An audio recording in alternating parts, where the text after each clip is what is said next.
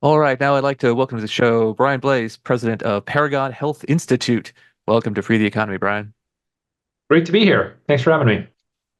So, Medicaid has been with us since 1965, but I feel like it's been fairly rare that it's been in the public eye and current political debate as much as it is right now. So, just today, as we're recording, this week, there were hearings on Capitol Hill about Medicaid, with vocal protesters that had to be removed, and also this week, friend of the show and two-time guest Dominic Pino of National Review had an op-ed in the Washington Post, citing your own research, I believe, and then of course you and Paul Winfrey of Epic had your own op-ed in the Wall Street Journal recently on Medicaid and future of Medicaid, Medicaid reform. So why is everyone suddenly talking about this federal program? Well, it's part of the Republicans' reconciliation, big tax and spend um, budget bill, and the Medicaid program has grown a substantial degree. Uh, if you look at the next 10-year period, it's projected to be $1.2 trillion more expensive for the federal government than it was at the beginning of the Biden administration. So there's just a lot of problems with the program. And if you're looking at a budget bill where you're trying to extend tax relief for the American people and not have massive budget deficits, you have to look at government spending. And there's a lot of opportunities throughout the entire federal government to reduce wasteful and abusive spending, but there's a ton of it in the Medicaid program. So I think for political reasons, there hasn't been discussion of sort of the other two entitlements, Social Security and Medicare. And we focus on health policy. We think Medicare needs reform. We have a bunch of policies that we think would strengthen and make the Medicare program work better for seniors and for taxpayers. But that's been off the table. So we're really focused on Medicaid. Medicaid is a joint federal state program. Right. It's been around since 1965. And what I know we'll get into is the key part of this program is that the federal government provides an open-ended reimbursement of state expenditures. And that open-ended reimbursement is what has led to a lot of waste, fraud, abuse, and improper spending in the program, particularly since Obamacare dramatically expanded it. And then there were some Biden policy changes that led to a huge increase as well. Well, yeah, so that's interesting. Uh, part of this because in I think it was the Wall Street Journal op-ed you wrote that Medicaid is the nation's third largest but most flawed entitlement program, and a lot of people are familiar with especially if they've been paying attention to all this reconciliation and budget and tax stuff going on. They know that Medicare, Medicaid, and Social Security together constitute a pretty huge chunk of what the federal government does in terms of total dollars spent, and that everything else other than defense is kind of relatively small potatoes next to it. And so I think people know that Medicaid is part of this world of like big federal entitlement spending, but I'm not sure if many people know that the way it's sort of split between the feds and the states in a way that like Social Security is not really, you know, managed by state governments. But a lot of what Medicaid does and Medicaid pays for is sort of channeled through the states. So if you could just sort of give a quick background on how that works and how that's different from these other big federal programs that people probably know about, but also the sort of political question: does the fact that it's split between the feds and the state policymakers, does that make it easier to reform or more difficult to reform? Great question. And really, Medicaid, the way that I think of it, it's more an issue. It's a budget program and it's about fiscal federalism than really a healthcare program. I mean, it's a healthcare program, but the challenges right now really get to the heart of the relationship between the federal government and states. Um, so The way that the program used to be thought of is it's a tailored welfare program for the poor and certain categories of the poor. So poor children, um, pregnant women, people with disabilities, and really low income elderly. So if you go back to the end of the Reagan administration, there were about twice as many people in the US below the poverty line than enrolled in the Medicaid program. But what happened, sort of starting at the end of the Reagan administration, is gradual expansions of eligibility for the program. And then a big expansion in the Affordable Care Act that opened the program up to able-bodied, working age, mostly childless adults. Um, the federal state partnership, the federal government provides some rules, and within those rules, the states do the contracting with the insurers because most of the Medicaid enrollees now are in managed care plans, and they set those insurers set the payment rates. The federal share for that traditional population was a function of state per capita income. So the theory was wealthier states have more capacity to finance the program. They have a smaller share. Their share is set at 50%. So half of their spending is paid for by the federal government. The poorer states have less capacity. The poorest states like Mississippi and West Virginia, their federal share is 75%. Obamacare created a much different dynamic because the federal government reimbursed 100% of the cost for this able-bodied working age expansion population at the beginning. So the first 3 years it was in effect. It has phased down, but it's at 90% and it's in perpetuity at 90%.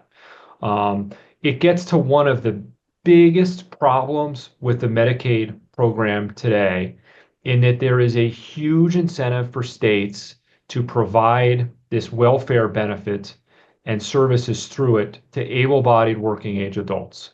For every dollar that a state spends of its own money, it gets $9 from the federal government for able-bodied working age adults on the program.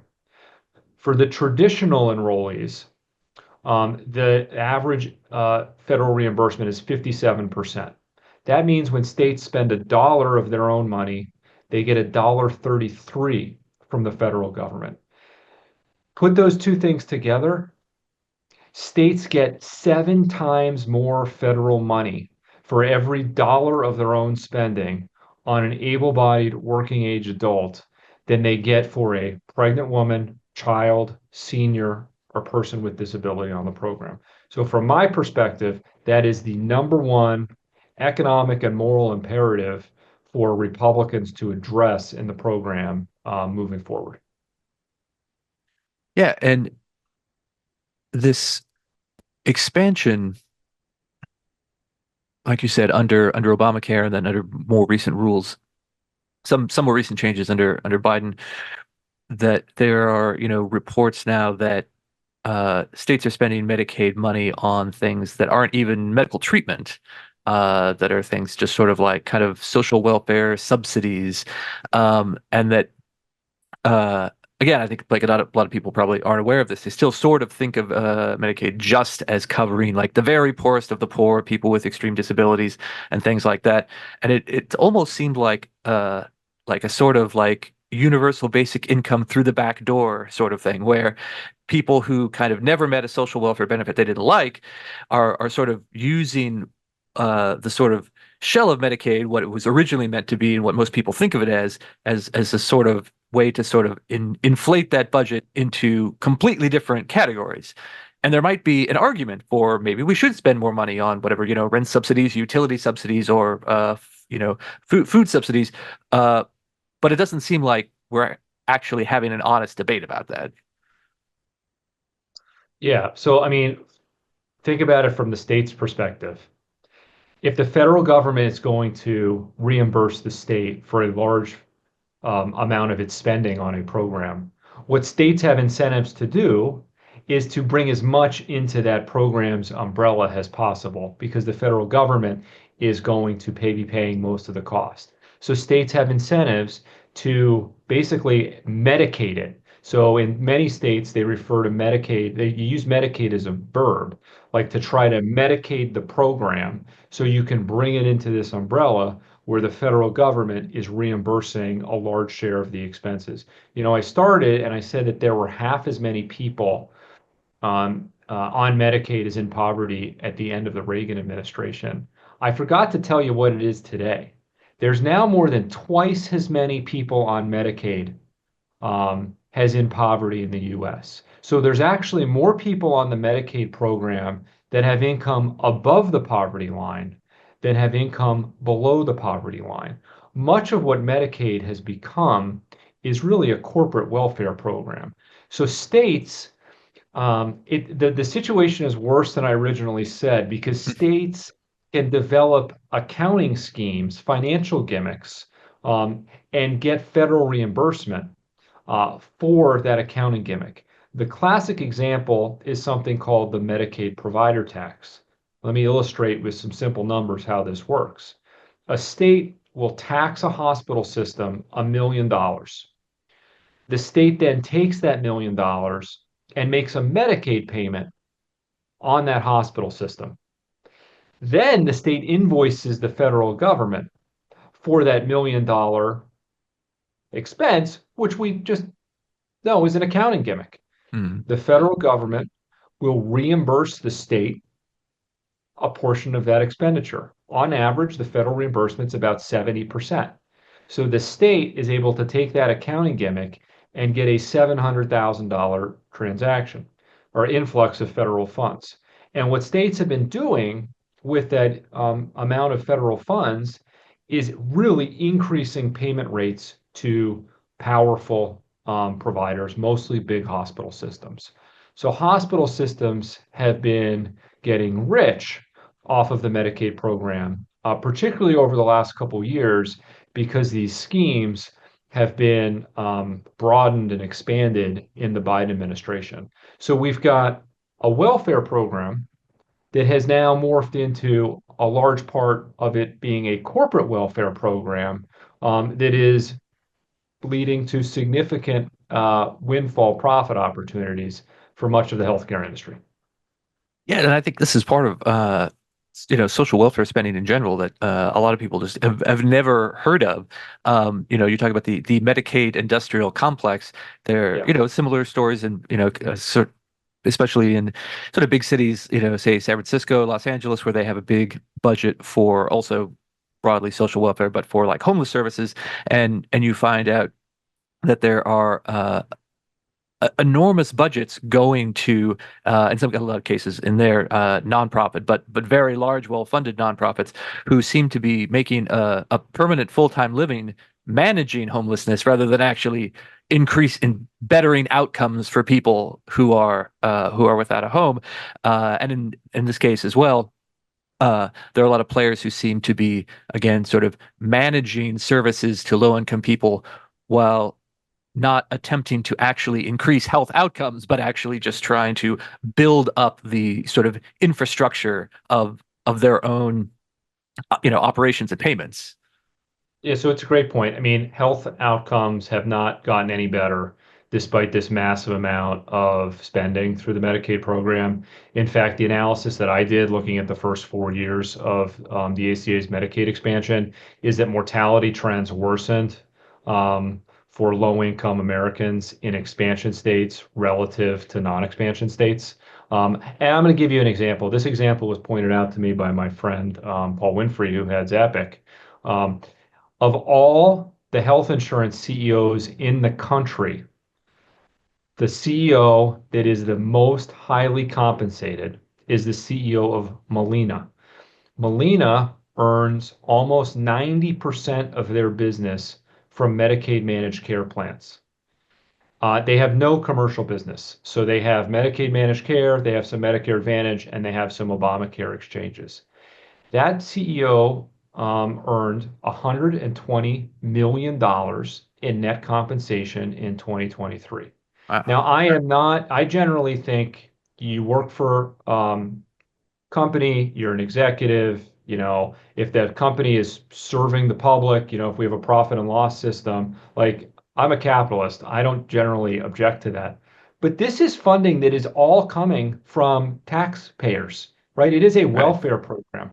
So it's different. And how much money should these entities be making that are managing the welfare program? And I think $120 million in compensation just in 2023 is an obscene amount and shows that there are massive amounts of inefficiencies in the program. Yeah. The Obviously there's a lot of controversy in recent months about health insurance and healthcare industry CEOs, and this is an angle of that has generally not been talked about. Um, so if you go back to the Affordable Care Act, the Obamacare changes that were made in Medicaid, were those, if you could sort of like go back in time, would you say they were like maybe well intentioned that went wrong, or were they always a terrible idea in the first place? And should we have done the opposite at that time? Well, I would have done something different at the time. Mm, Um, but I think so. What the Democrats tried to do is design legislation to meet CBO budget targets. And they wanted to expand the number of people that have health insurance.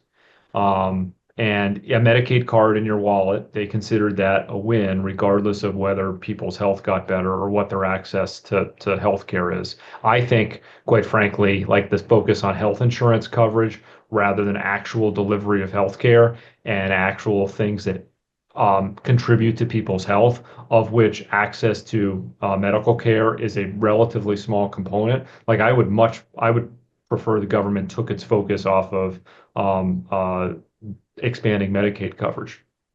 But what the Democrats did is create a complicated structure where they expanded Medicaid to individuals with income below a certain income level. That was 138% of the poverty line.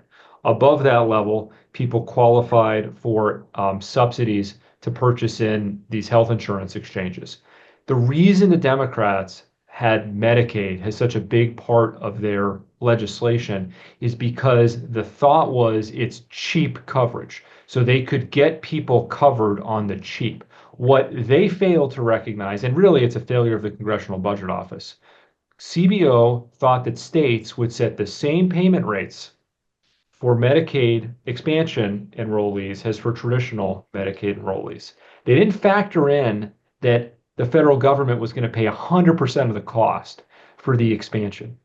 If the federal government is paying 100% of the cost, the states have literally, they have incentives to have expansive spending right, of course. because they're getting all the political pressure from the healthcare industry to say, yeah, this is free federal money. This is stimulative. Bring it in to our state.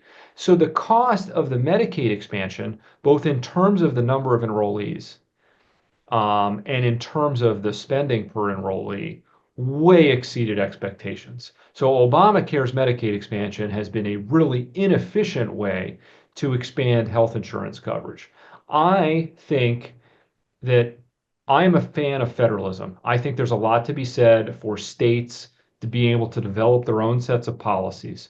But federalism, when it is financed by this intergovernmental matching grant structure, means that one jurisdiction, a state, can increase spending and have most of the cost go to other jurisdictions. So what states, they all have this incentive. So you have a massive amount of spending through this Medicaid program that you wouldn't get if you had a rational structure that didn't wasn't based on an open-ended federal reimbursement of state spending. If you're going to improve the Medicaid program structurally, the most, and nobody is talking about this right now in Washington, which is unfortunate. You would cap the amount of money that federal government sends to states, and then states would have that amount to figure out how to best provide health care for lower income people without being able to spend more to get more federal money. Budget accountability, that's a wild thought. Um, And that's why, Richard, we have $2 trillion budget deficits. mhm, So the the Medicaid program destroys Republican governance at the state level. If you talk to governors, state legislators in either party, when they're faced with a budget problem, right, what would you want from a conservative or responsible perspective? You would want them to look at the budget and see areas that they could reduce spending where they're have inefficient programs, or where they need to raise revenue and how they could raise revenue in the least destructive way possible. What you don't want is for them to not do any of that and just say, we'll just develop a financing scheme to launder money through the structure so we get a massive influx of federal money so that we don't have to do anything responsible at the state level. And I was just meeting with a bunch of members of Congress. Many of these members of Congress know what happens in their state. And as mhm. they went around the table, they were like, yeah, this is a scam. This is exactly what my state does. If we have a budget problem, we don't look at reducing spending. We don't look at if there's taxes we could raise. We look at juicing Medicaid financing gimmick so we can just get as much money into the state as possible. And what does that do? There's a cost for that, right? The cost is federal debt, higher interest rates, higher inflation, and just generally just all this waste that benefits the politically powerful and hurts the average American worker. Yeah, so in that case, the solution seems to be not to expect every state legislature just to become voluntarily uh, perfectly altruistic when it comes to taxpayer money. The solution is for Congress to change the system so they can't do that anymore. But what's interesting is, you talked about, this is sort of an example of federalism in action where different states can adopt different policies. And you had some states that didn't want to expand Medicaid and that want that, because the assumption is every state will do exactly what you described, which is sort of grab for any federal dollar they can, even when there are those sort of policy strings attached. Um, and I think it was like Florida is an example of a big state that didn't necessarily do that. What was the thinking there, and what are the sort of political pressures in a state like that, where you do have people saying, "How could you not reach out? This is free money sitting on the table." So in the first year of Obamacare's expansion, which was 2014, half the states expanded. Um, and I think there was opposition in 2014 just to Obamacare. And Republicans saw Obamacare as a huge expansion of the welfare state, which it is, politically unpopular, which it was at the time, and that they could resist the pressure from the industry to expand their Medicaid programs to the able-bodied, right? And they said, look, we're going to keep focus of our welfare program on those who most need it. Over time, the pressure builds. So we are 11 years from that point, and 15 additional states have expanded. So you're looking at one or two states that have adopted expansion each year. Some of the most conservative states that it wouldn't get through the legislature, it's got put on the ballot in those states, and it is a very hard ballot measure for conservatives and limited government folks to defeat because of the overwhelming amount of money that comes in from the healthcare industry to have this program expanded. So there are 10 states that haven't yet adopted the expansion. Um, Paragon did a paper a year and a half ago for the state of Florida where we assessed the landscape in Florida and made the recommendation, that Florida should not adopt expansion. It'd be expensive, and it would lead to a lot of people losing private coverage and going on to Medicaid. My biggest fear of what's happening in Congress now is that if Congress doesn't do meaningful Medicaid reform, and I think the most meaningful thing they could do is gradually phase down the Obamacare 90% federal reimbursement Mhm. until it's no more than what states get for the traditional enrollees. But if conservatives, if they don't do that, and they implement a work requirement on the program, I think what you'll see is the 10 non-expansion states adopt expansion because they will do it. They will say, look, Medicaid reform passed um, in a Republican Congress. It was signed by President Trump. We're going to do the conservative version of it. We're going to put a work requirement on the program. So it's not really Obamacare Medicaid expansion. They'll put another name on it, and we'll end up with a bigger, larger number of people on the Medicaid program, which is not what we want. We want fewer people on Medicaid. We want the focus on the truly vulnerable, and we want um, other Americans to have private health insurance options Mhm. and more affordable health coverage options. So that's the sort of situation the states are in, and you gave a pretty good summary of what Congress is looking at, kind of the two major options, one the better one the not so good one. Um, but of course, at the federal level, we have a federal appointee who is in charge of Medicaid. Dr. Oz is there, administrator of the Centers for Medicare and Medicaid Services. So a lot of people know who he is. He's a physician. He's also a TV show host and former candidate for political office. With him being in charge of CMS, how much ability does someone in that position, as the administrator, have to make any changes or reforms, or is it really only something that could come from Congress that would change the program in a really significant way? So that's a great question. And the CMS administrator has enormous ability to influence Medicaid policy because a lot of these state um, ideas, they are subject to approval Mm. from the administrator. I have been impressed by Dr. Oz so far. I think he's taken principled actions in really trying to protect the program for the most vulnerable, as well as get rid of some of these state schemes. He's done two really all-star actions so far. CMS, this is on the Obamacare side, but there's a huge amount of fraud and waste in Obamacare, and they did a very important rule to expand program integrity and really to verify people's eligibility. That rule CBO projects will reduce federal spending by $210 billion over a decade.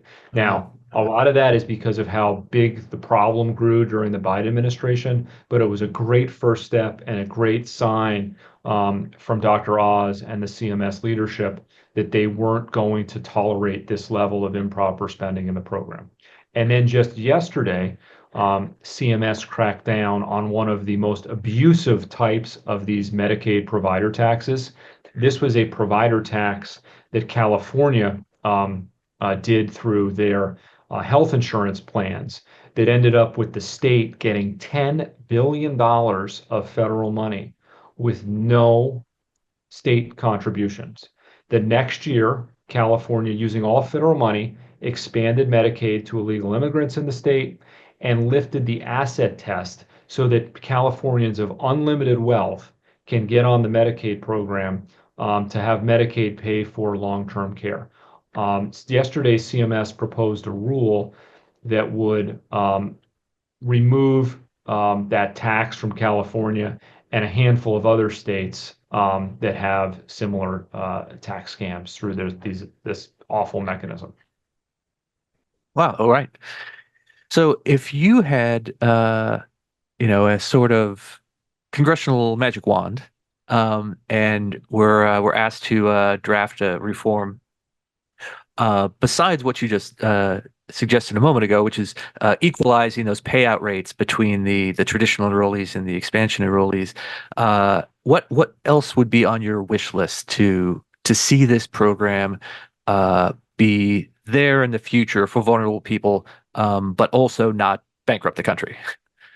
So if I could do anything, right, I would cap the amount of money that Washington sends states and provide states with basically a list of ways that they could use that money to provide health care, long-term care services for their populations. But anything above the federal amount, the state would spend. So states would have incentives to get good value from their expenditures. I'd get rid of the matching grant structure. I don't think that's within the realm of the politically feasible. So what Paragon has done is really focus on what are politically feasible reforms that could advance the ball forward. So we have a proposal, like you mentioned, to phase down the Obamacare expansion rate, move a lot of those enrollees into the exchanges. But so at the end of the period, there'd be no more inequity, discrimination against the most vulnerable. Right. The second big reform is you've got to reduce states' ability to money launder. So there's two aspects of that. There's all of the fuel and these things like Medicaid provider taxes. I have really played up the fact that there's bipartisan opposition to Medicaid provider taxes and bipartisan support for capping them. Um, Vice President Biden in 2011 called them a scam and said they should be eliminated. President Obama, in his budget proposals, suggested limiting states' ability. I have encouraged Republicans to do Obama's exact proposal. I think Hmm. that is a safe political position, Hmm. and it would reduce the money laundering by probably 40% if they did that.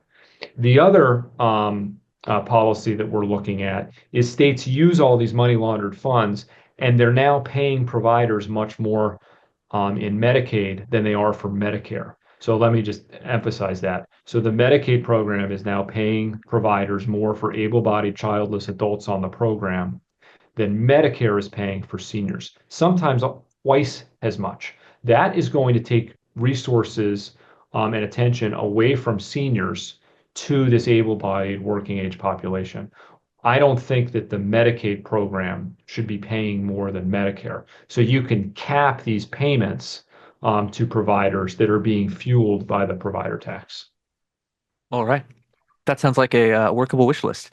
Well, Brian, thank you so much for being with Oh, us. This has been a great discussion. And before we go, where should our listeners go to find all of your work and the Paragon material online? they should go to our website, paragoninstitute.org. And if they're particularly interested in Medicaid, we've been doing a lot of work on this, and we have an issue page that's set up on Medicaid reform. All right. Well, thank you so much for being with us, Brian. Thank you.